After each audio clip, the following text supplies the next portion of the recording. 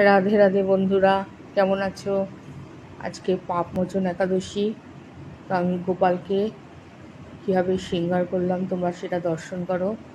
খুব গরম পড়েছে, যে কারণে গোপালকে কোনো হেভি পোশাক পরায়নি।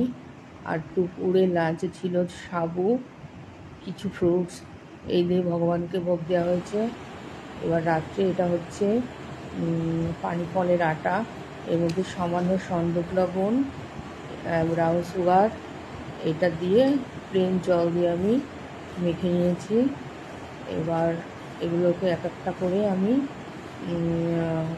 এগুলো বেলা যায় না, বেললে পরে না কেমন পাশ দিয়ে কেটে কেটে যায়, ঠিকমতো হয় না। এটা হাতের সাহায্যে এরকম গোল গোল করে একটু চ্যাপটা চ্যাপটা করে তেলের মধ্যে ভেজে নিতে হয়। এটা ছিল রাত্রিবেলার ভগবানের ভোগ।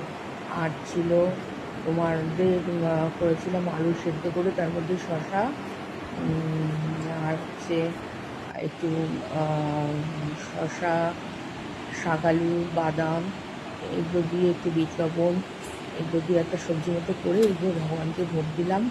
ভিডিওটা ভালো লেগে থাকলে লাইক, শেয়ার, কমেন্ট করো। পাশে সাবস্ক্রাইব করো আমার ইউটিউব চ্যানেলটা। আর সবাইকে বলো রাধে রাধে।